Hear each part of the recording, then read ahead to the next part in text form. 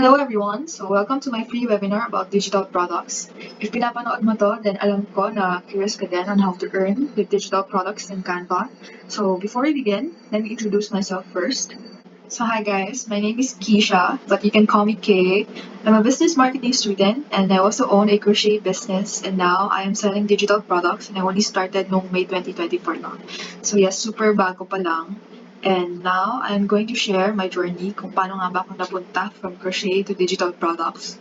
And siguro nagataka kayo kung bakit pa ako nag-digital products kung meron naman na akong business. So, backstory. So, I have a crochet business and nagbebenta ako ng mga handmade flowers sa Shopee. Okay naman ang income ko, lalo na dahil student pa lang naman ako. Yung 7 to 10K per month, for me, sobrang laki na nun. So, ang downside lang kasi with my business is hindi siya lagi in demand. So, yung business ko kasi is malakas lang siya pag may events like Valentine's, Mother's Day, or holidays. Kaya kung mga gantong months na wala naman bumibili masyado ng bulaklak, mahina talaga siya at mahirap din since kailangan pa ng pambayad sa school fees ko. So, that is why before going to digital products, nag-TikTok affiliate muna ako. So, yung mga panahon na to, akala ko talaga ito na yun.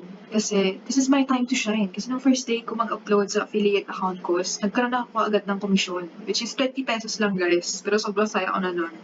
And since nakikita ko din sa ibang TikTok affiliates na kumikita na sila ng 6 digits, 5 digits, just by filming products.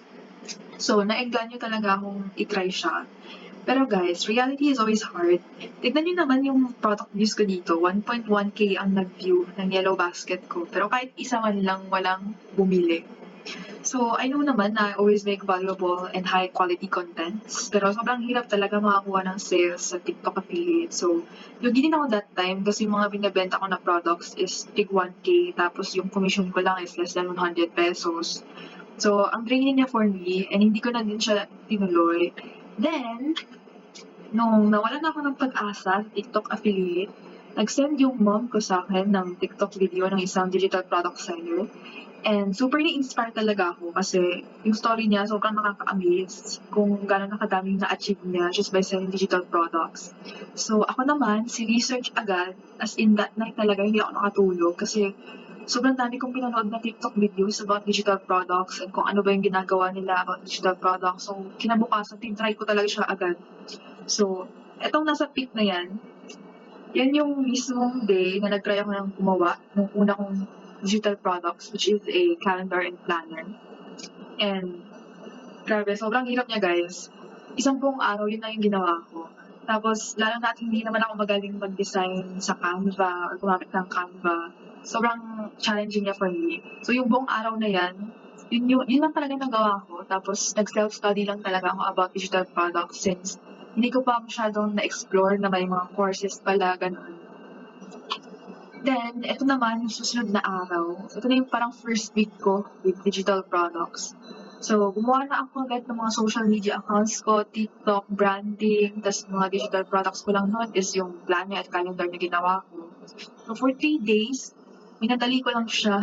And nakala ko magkakaroon na ako agad ng sales noon. Kahit gulong-gulo pa ako, gusto na ako mag-uumpisa.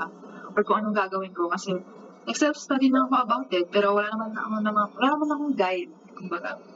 Kaya, sobrang hirap din for me kasi wala akong guide that time. So, ako lang mismo yung nagde-decide ko anong gagawin ko next. Then, syempre, ako naman nung si push lang ng push, bumili ako sa Rocket PH ng mga resellable digital products para lang madagdagan yung products ko and lumami yung listings ko. Pero, wala talagang bumili sa akin for a week. So, kaya guys, huwag niyong mamadaliin ang progress niyo sa pagbenta ng digital products. Hindi siya madali, lalo na if you lack knowledge about it. Fast forward naman, after 1 week, wala muna akong ginawa na kahit ano about digital products and naglaan muna ako ng time to process and learn about digital products. So, nung alam ko na kung ano yung gagawin ko, I started making my accounts again and rebranding.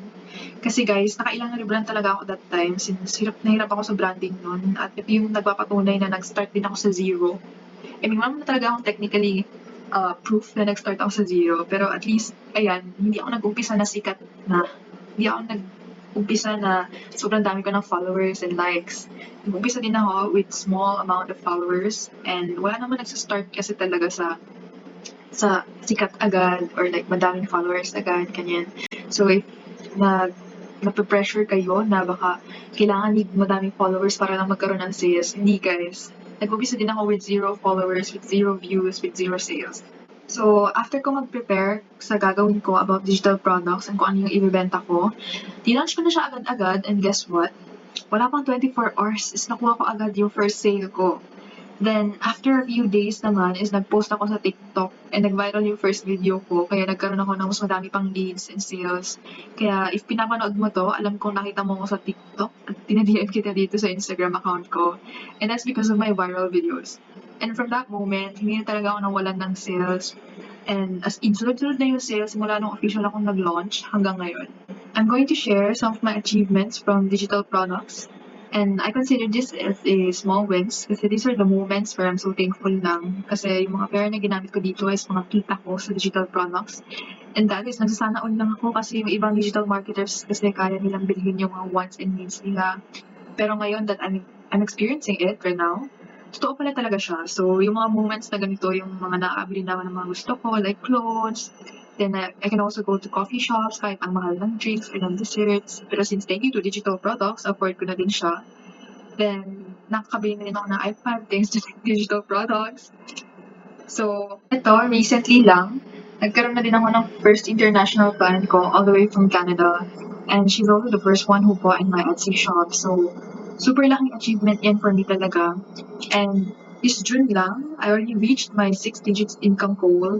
And I also got 250 students that time na nag-avail ng mga courses ko and 3,281 followers on Instagram. And now, nasa 300 plus students na sila ngayon. And yung followers ko din is growing day by day, both on Instagram and on TikTok. So yeah, super laking achievement ito for me. Lalo na may lang ako nag-isa, diba? Tapos parang a month later, sobrang nagbago yung buhay ko. So, ito, another achievement for this month of July is halos 64K. 64K na yung monthly income ko sa GCash. And take note, wala pa yung sales ko dito sa Etsy and sa Rakut PH. So, this is all just by selling digital products. Now, ready ka na ba malaman kung ano ang digital products and kung paano kumita dito? Well, now, let's dive in kung ano nga ba ang digital products. So, what are digital products? So these are anything that can be used or seen on a computer, phone, or internet platform is considered a digital product. So ito pinapanood mo na webinar ngayon from me is already an example of digital products. So actually guys, lahat ng nasa loob ng phone natin is considered a digital product. Hindi na siya alam. Basta you can access it via a screen or internet connection, it is a digital product. So examples of digital products are digital planners, spreadsheets, live subscription, Canva templates, journals, PDF files, ebooks, workbooks, worksheets, coloring books, busy books, stickers, and many more. So, what do I mean by subscription? I think most people naman na nandito is alam kung ano yung Netflix, right? Well, Netflix is an example of a digital products and it falls into the category of the subscription. Why? Kasi sa Netflix, di mo magbayad monthly para lang makanood ka ng series, anime, K-dramas. It is a digital product kasi hindi mo naman siya nahahawakan. And nakikita mo lang siya sa screen and you can access it via internet. So ngayon, if manunood ka na sa Netflix, alam mo na digital product pala yun. So yun yung mga example lang ng mga digital products. And yung mga apps din sa phone, like yung Google Docs, Google Sheets, itong Canva, it's a digital product. So now, i-compare naman natin kung ano ba yung physical products sa digital product. So first is physical products. It is a tangible item that you can touch and hold. So nakahawakan mo to. Pwedeng cellphone, pwedeng gamit, o kung ano man. So physical products requires manufacturing, storage, and shipping. So if kagaya ko, na may business ka din sa Shopee or Lazada, I know na gumagawa ka din ng stock mo and pinapak mo yung items for shipping. For physical products, need mo din ang puhunan para mag-start since if wala kang gamit, anong ibebenta mo? Ngayon, for the digital products, kagaya ng sabi ko kanina, it is intangible and exists only in digital form. It is delivered electronically and often instantly. So, ibig sabihin, once you purchase a digital product, makukuha mo na siya agad-agad. So, no need na mag-antay ng 2 to 3 days para lang ma-receive mo yung order mo. Since digital siya, diba? No need na, wala nang sa'yo, wala nang magde-deliver, ganyan, wala nang mag-Shopee. So all you need to do is pay and get the access, just like Netflix. It also doesn't require any physical storage or shipping. No need na mag-stock ng gamit for this. Kaya super ganda talaga mag-start ng digital products. Now, pag-usapan naman natin kung bakit digital products. Ano bang meron sa digital products? Ba't ba gustong-gusto ko to? Ba't ko ba ito pinapromote? Diba? So, kasi digital products is a one-time payment. Meaning, so isang beses mo lang siya bibilin. No inventory means no need na mag-stock or restock. Low overhead cost, meaning mababa lang ang puhunan mo dito to start this kind of business. And pwede mo nga siya i-start kahit wala pang puhunan, di ba? Pwede ka naman mag-self-study like what I did. Then, wala din siyang shipping cost since binili mo lang online mo lang din siya matatanggap. You are your own boss. Yes, guys, you handle your own time when it comes to selling digital products. So, for example, may full-time work ka, pwede mo naman siyang gawin during your free time. So, it is also beginner-friendly, so you don't need experience when starting digital products. Kasi I started din naman with zero knowledge, with zero experience, and I must say na day by day lang talaga na may matutunan ka about it. So, don't be pressured. Don't pressure yourself na kailangan alam mo lahat. So, time and financial freedom. Ito yung goal ko na na-achieve ko na right now and gusto ko pang ma-achieve in the future. Kasi time freedom is kahit kailan ko siyang gustong gawin is pwede since flexible ang oras ko sa digital products. So, kahit nasa bakasyon ako, kayang-kaya ko siyang mag-enjoy and magsaya habang kumikita ko from digital products, which leads to financial freedom. So, no need na to stress all the time kung paano kakikita kasi this is an automated business. So, this is also unlimited resell or sell since 100% ang profit is sa'yo mapupunta. So, once you sell ng digital products, pwede mo siyang ibenta ng paulit-ulit and you keep 100% profit from it. So, yes, wala akong commission dito or anything. So, disclaimer lang guys, digital products is not a scam. Wala rin mga invite sa digital products. Hindi din siya networking or MLM. Since hindi nga siya commission-based, just like what I said kanina, na you keep 100% profit from it. So, if bumili ka sa akin ng products and you resell mo siya, bumenta ka, sa'yo lahat ng kita doon at wala akong hati doon. So, digital products is also not an easy money. Since hindi naman madaling kumita dito, need pa din ang sipag at syaga. So, kung wala ka nun, huwag ka na mag-digital products. So, last is, hindi din siya pyramid scheme. So, yes, yan yung mga disclaimer about digital products. So, if you know someone who's doing this, then it's probably a scam. Kasi walang ganyan. So, digital products is not for you if tamad ka mag-take ng action, easy money ang hanap mo, and you're not willing to learn. Now, let's dive into the frequently asked questions naman. So, ito na ang tanong lang lahat. How to start? How nga ba? How po? Lahat ng comments ko. How po? Paano ba mag-start? Hindi ko alam saan ako mag-umpisa. So first, you're going to need a digital product to sell. You can either make your own from scratch or get one of our courses or digital products to resell as your own with full rights. For beginners, I suggest mag-resell muna kayo before kayo gumawa ng sarili ng digital products. Since making your own would be time-consuming and maraming trial and errors bago ka makapag-start and makapagbenta.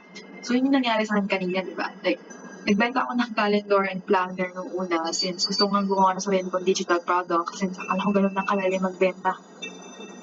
So, marami din kasi talagang benefits ang pag-resell ng products, lalo na kung mag-resell ka lang kasi bibili ka lang sa ibang buyers or like owners ng digital products. Since nakaka-save ka pa ng time and effort sa paggawa ng sarili mong digital products. But that doesn't mean na hindi na kayo gagawa ng sarili ng digital products.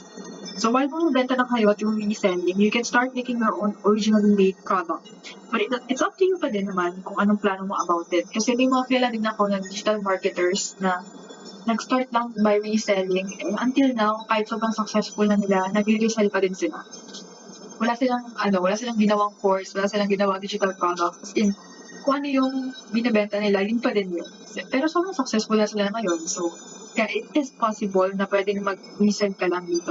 Hindi naman optional na, hindi naman required na kailangan gumawa ka ng sarili mong digital products. So, ito naman yung step-by-step on how to start. So, first is to enroll on my digital product courses. If you're willing to learn and earn from my course, if you don't want to enroll, that's fine too. It's optional lang naman to enroll sa course if gusto mo ng guide.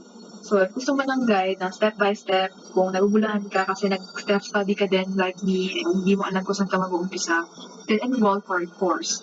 Second is to learn and apply. Learn and apply all the knowledge you have gained from the course and ask me for further questions.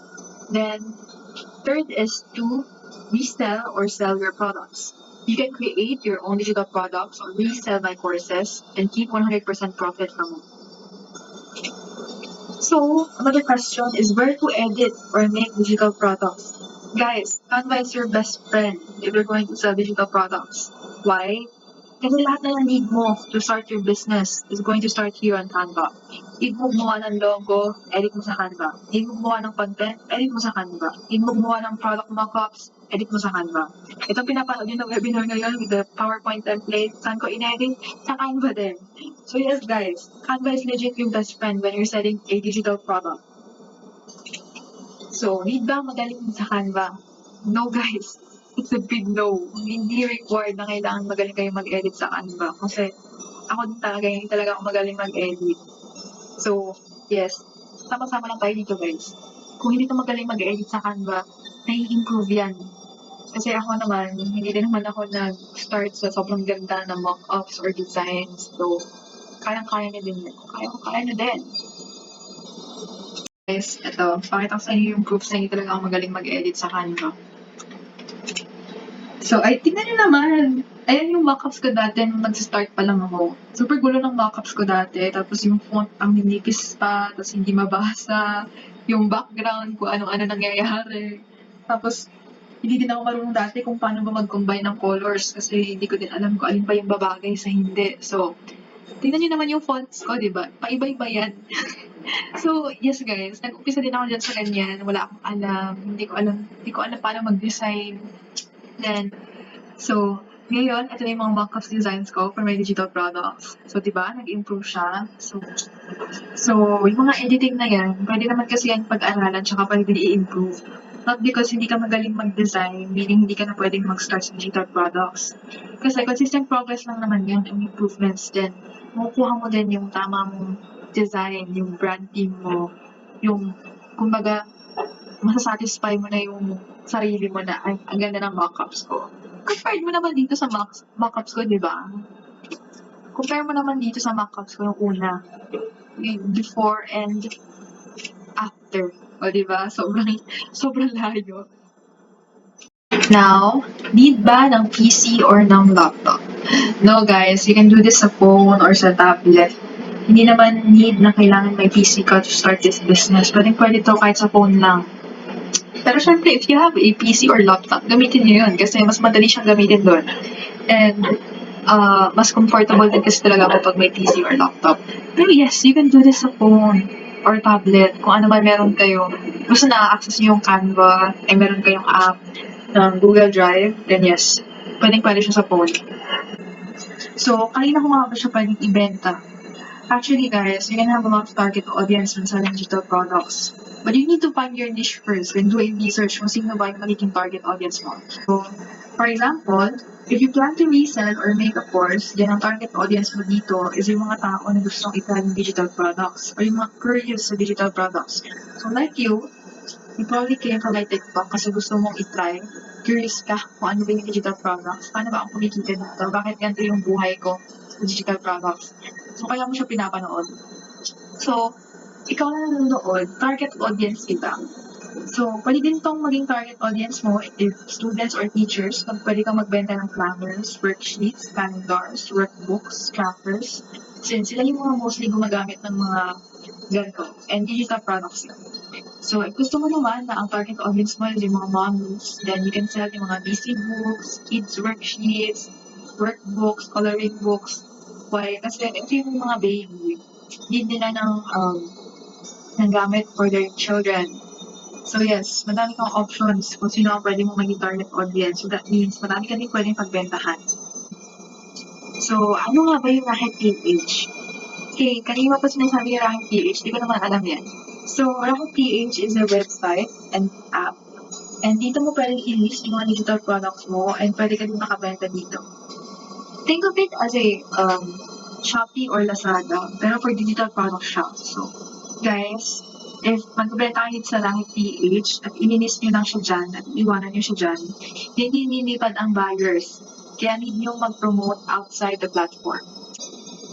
May age limit po ba? Guys, walang age limit when it comes to digital products. And yung mga students din ako who's earning digital products, and they're only like upcoming grade 12 student, may mga 16 years old. So yes, basta you know how to accommodate your customers, and wala namang problema about it. Kindly ask them for consent sa parents or guardians nyo if needed. So, saan ba mo pwedeng mag-promote? Guys, madaming options for promoting like TikTok, Instagram, and Facebook. Post kayo video content sa TikTok, so you can post IG reels sa Instagram and share some posts about digital products. Then for Facebook naman, you can join Facebook groups about digital products and i-promote mo din siya doon. So if you want to list naman and sell your digital products, you have options like kanina, Rocket PH. If gusto nyo ng free lang, and most digital marketers are nandun din sa Rocket PH, nagbebenta din sila doon. So you can also sell it sa Etsy, Shopify, Gumroad, Coffee, and this for like international clients, or if gusto niyo nang i-expand yung business niya sa international field, then go for the Etsy, Shopify, Gumroad, Coffee. Need po ba magpakita ng face when promoting? Ito naman for the shy type, mga introverts. No need naman, since may mga options ka naman like faceless marketing or Pinterest marketing. So ano ba yung mga faceless marketing? If you try to open your Instagram Reels ngayon, yung mga makikita ka na videos doon na wala namang tao, background lang, tas may text. That is called faceless marketing. For Pinterest marketing naman, once you search a digital planner sa Pinterest, kunyari lang, so you can see the image, right? Then, once you click the image, may makikita ka na link for that. So, parang may website siya kung saan mo siya pwedeng makita yung picture na yon. So, that is called Pinterest marketing. Pero syempre, much better pa din if may face, since you want to build a strong foundation sa audience mo na totoo ka and you're interacting with them kasi. Kaya mas appealing siya pag may face. So, faceless marketing works as good naman. So, if naiiya ka, go lang for the faceless and Pinterest marketing, since madami din ang alam na digital marketers na nag-start muna sa faceless marketing bago sila nagpakita ng mga mukha nila. So, if shy type ka, ayan, perfect sa'yo ang faceless marketing. Pro tip, have the right mindset when going into this business. Overthinking doesn't help. It will not work for you if iniisip mo pala na hindi siya mag-work. So guys, 20% strategy and 80% mindset. You still need to be logical about this. And of course, may mga strategies din naman ako na ginagamit, pero mostly talaga is about my mindset. And I think that 20% strategy, 80% mindset doesn't only apply for digital products kasi pwede mo din siyang i-apply sa buhay mo. So when I started this business, I never questioned myself na baka wala akong maging benta, baka walang pumansin, baka hindi mag-work. Huwag kayong susuka agad dahil feeling nyo hindi kayo magkakaroon ng sales. Guys, feeling nyo lang yun. Hindi nyo pa nga natatry. So, itry nyo muna, di ba? Pero, huwag naman yung first day pa lang ng posting nyo, tapos walang bumili, ma-discourage kayo agad. Huwag din naman ganon. First day pa lang naman. So, hinay-hinay lang guys. Chill lang. So, now, pag-usapan naman natin ang digital product courses. So, Ate Kay, may affordable po ba kayo na course? Kasi ang dami ko nakikita sa TikTok, tas 2 to 3K yung courses nila. Yes, guys. Meron akong affordable na courses. And mamaya, papakita ko sa inyo. So, required ba na mag-enroll sa course? No, guys. You can do your own research and you can also self-study about digital products. So, wala namang sapilitan dito, guys, if gusto nyo mag-enroll or not. So, it's up to you kung gusto nyo mag-enroll. If gusto nyo kasi talaga ng guide and naguguluhan kayo sa digital products, then mag-enroll kayo sa course. Kasi sobrang helpful niya talaga, especially kung wala ka pang knowledge about it, tapos hindi mo alam kung paano ibenta. Nandito na siya sa course, guys, kung paano mo siya ibebenta, paano ka gagawa. Then yung mga marketing strategies ko for this, nandun na din. So, pros of enrolling sa course. Kagaya kanina, one-time payment, lifetime access. So, pag bumili kayo sa akin, lifetime access na yon. So, habang buhay, may access ka na dun sa file na yon, sa drive na yon, dun sa binigay ko sa yung link, lifetime access mo na yon. Then, it is also organized and may step-by-step din siya on how to launch your digital products. May mga in-depth tutorials. So, for those people na kailangan ng mga tutorials, video tutorials. Ayan, itong premium digital course natin, meron yan. Wala din siyang hidden charges. So, pag nag-enroll kayo sa akin, wala akong i-charge sa inyo na kung ano-ano na fees. Then, unlimited resale din siya, and 100% profit is all yours. So, you can resell my courses and keep the 100% profit. So, kunyari, bumili kayo nitong digital product course ko kasi gusto nyo matutunan yung digital products. So, after nyo matuto about digital products, pwede nyo na siyang ibenta. So, kung ano yung presyo ko dun sa premium digital course, yun din yung presyo nyo. So, kunyari, 2K siya. So, 2K nyo din siya ibenta. Ganon. So, free digital products that you can resell. So, may mga free din ako dun sa course na pwede nyo siyang ibenta as yours and pwede nyo din siyang i-resell. 3 to 10 times return of investment. Yes, guys. Since this is a one-time payment, ang balik sa'yo ng investment mo is 3 to 10 times. Kasi, imagine pag bumili ka sa akin ng 299 na course, which is yung starter pack ko na 299 pesos, 299 na yung babayad mo sa akin. So, for example, i-resell mo siya for 299, di ba? Kailangan i-resell mo siya with the same price. So, 299. Ibig sabihin, pag nakadalawang benta ka na nun, magkano na yun? Di ba na-doble mo na yung in-invest mo sa akin? So, sa'yo na lahat mapupunta yun. So, yung mga benta mo, is sa'yo na mapupunta. So, kaya siya return of investment. And 3 to 10 times ang balik sa'yo. So, you're also going to learn on how to market your products properly. And may lifetime coaching din siya. So, you can message me via Instagram if may mga questions kayo. And I will guide you naman. So, it's also lifetime coaching. So, if you need help with anything or if may concerns ka regarding the course, you can always ask me for questions, for guidance, for advice, everything. Or kung gusto niyo akong chikahin, guys, Gina G lang. So, cons of enrolling sa course, of course, my enrollment fee. I think lahat naman is pag may sinabing may bayad, nadi-discourage na agad na may bayad, wala akong pera. Ganon. Enrollment fee nga di ba? Course nga siya. Kailan ba kayo pumunta ng school na hindi kayo nagbayad ng tuition fee? So, ganon din dito. Diba? Kung gusto nyo matuto about digital products and gusto nyo mag-enroll sa course, then of course, may enrollment fee, guys. Pero, ayun, pwede naman kayong mag-self-study kung gusto nyo, diba? Wala naman siyang bayad. Madami naman dyan sa Google mga free ebooks about digital products kung gusto niyo siyang itry. Then, do you accept installment? So, yes guys, we accept installment. I can only give the access once fully paid lang. So, no receipt, no proof, no access. So, yung mga gusto dito mag-avail ng premium course natin na 2299, yes, I do accept installment. And if hindi naman afford yung 2299, I also have a all-in bundle course na for 499 and a starter pack for 299. So yes, may mga options kayo. If hindi nyo pa afford yung premium, you can go for the affordable ones. So now, do you still think that digital products are too good to be true? So yes guys, once na kumikita ka na sa digital products, unreal talaga yung feeling niya. Pero wala namang madali sa buhay at higit sa lahat, wala din naman nag-start sa digital products na kumikita na agad ng 5 to 6 digits. So lahat yan nag-start from zero. My journey may be less hard than other people's journey, but that doesn't mean that I had it easy. My journey is different from everyone, and everyone's journey is different from yours. So for me, it's all about trying it out, putting effort, and believing in yourself. If you keep doubting yourself na baka hindi ito mag-work, then hindi talaga siya mag-work, guys. So it's all about your mindset. It will work for you if you make it work and if you put in the work. Ito naman, i-share ko sa inyo yung mga student reviews from my students. And ito yung mga feedbacks nila about the courses. So itong tatlong to, hindi pa to lahat guys, pero ito yung mga first na nakuha kong mga testimonials for them na nakikita ko na kumikita na sila dahil nag-enroll sila sa course ko and since nag-resell sila ng course ko, kumikita na din sila ng sarili nilang income. So ito 499 yung in-avail niya. Tapos naka 3K siya sa digital product that day. If I'm not mistaken, ano talaga siya? Nahihirapan siyang magkaroon ng sales. So like may digital products na siya pero hindi niya alam kung paano siya i-market. So nag-enroll siya sa course ko. Then ayan, naka-anim siya na sales in one day. Diba? Grabe, kahit hindi naman araw-araw anim yung sales niya, pero sa isang araw daw minsan nakaka-anim siya ng sales. So grabe talaga yung balik, diba? So ito naman, other student na nagkaroon ng first sale.